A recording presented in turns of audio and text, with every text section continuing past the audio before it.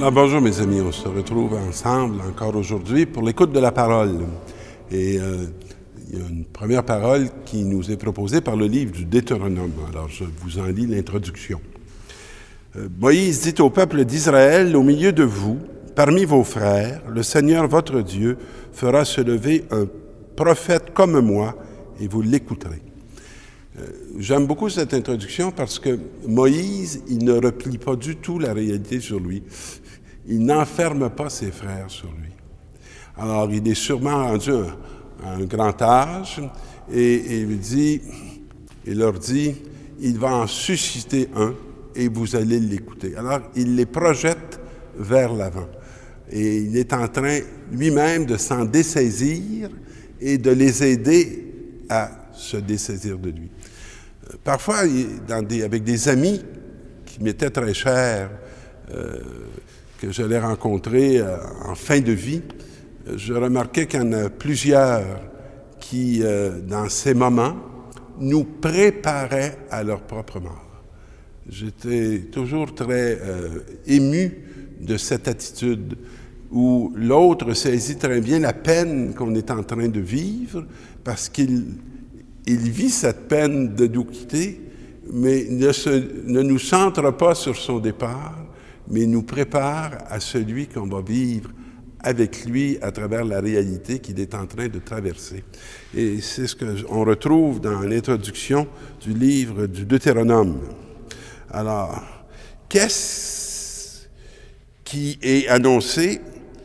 Un prophète qui oserait dire en mon nom une parole que je ne lui aurais pas prescrite, ou qui parlerait au nom d'autres dieux, ce prophète mourra.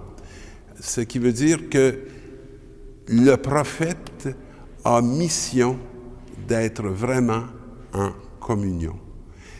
Ne pas utiliser Dieu pour une parole qui vient de lui, mais vraiment saisir la parole de Dieu pour la transmettre en transparence et en vérité au peuple qui a besoin d'entendre la voix du Seigneur.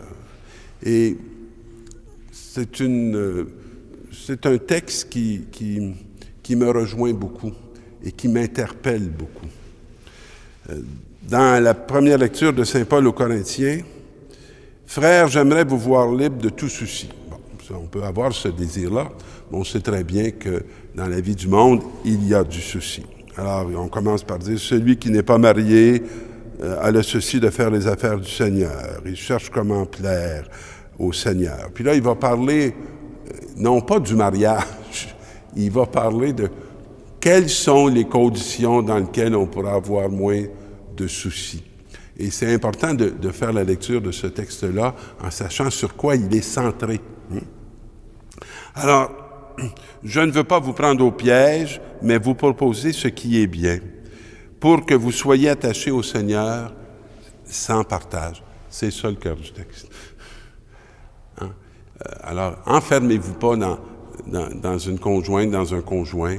Enfermez-vous pas dans les biens matériels. Enfermez-vous pas dans vos projets. Soyez liés, attachés au Seigneur sans partage, qui soit au cœur et au centre de votre vie. Et c'est la parole que notre ami Paul veut essayer de nous faire saisir.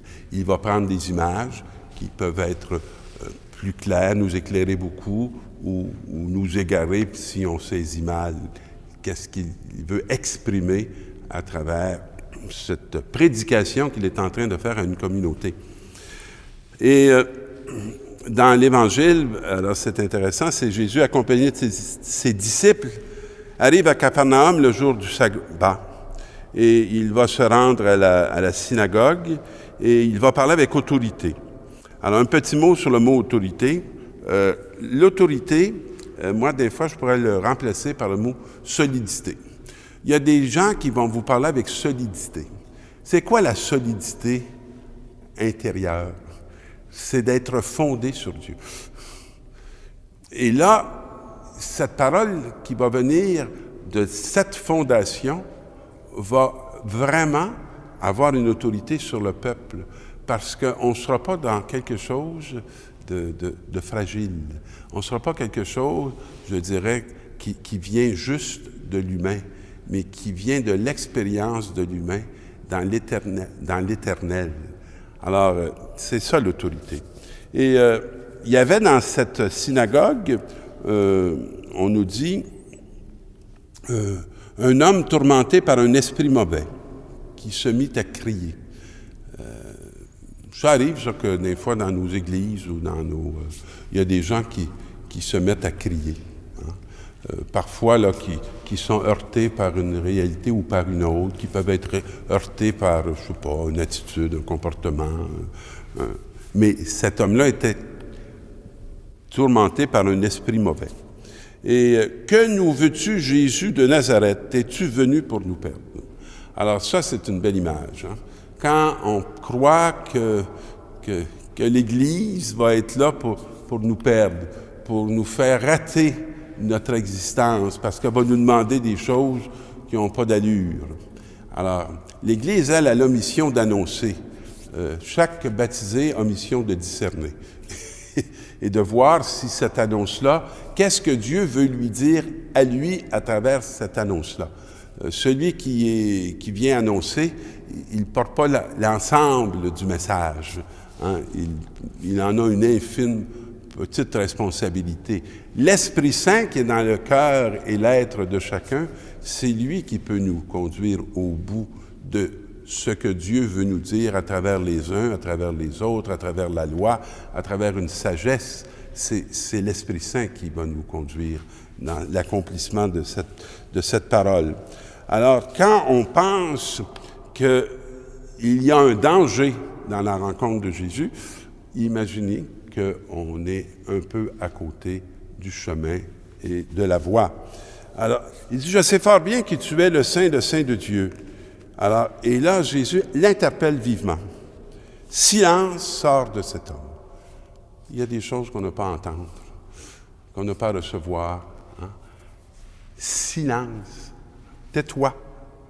L'esprit mauvais le secoua avec violence. Cette autorité de faire taire ce qui est faux, ce qui n'est pas juste, ce qui n'est pas vrai.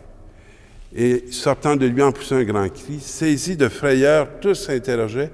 Qu'est-ce que cela veut dire? Voilà un enseignement nouveau proclamé avec autorité. Il commande même aux esprits mauvais et ils lui obéissent. Dès lors, sa renommée se répandit dans toute la Judée. On aimerait parfois avoir cette autorité qui fait que de nos frères ou de nos sœurs qui affirment des réalités dans lesquelles ils se détruisent comme étant des certitudes, on aimerait avoir cette autorité pour qu'ils puissent en être libérés et retrouver, je dirais, le plein sens de leur vie, de leur présence et de leur existence. Alors que cette autorité puisse se répandre de plus en plus sur le peuple de Dieu, fondé dans cette grâce qui est Jésus-Christ. Bonne semaine.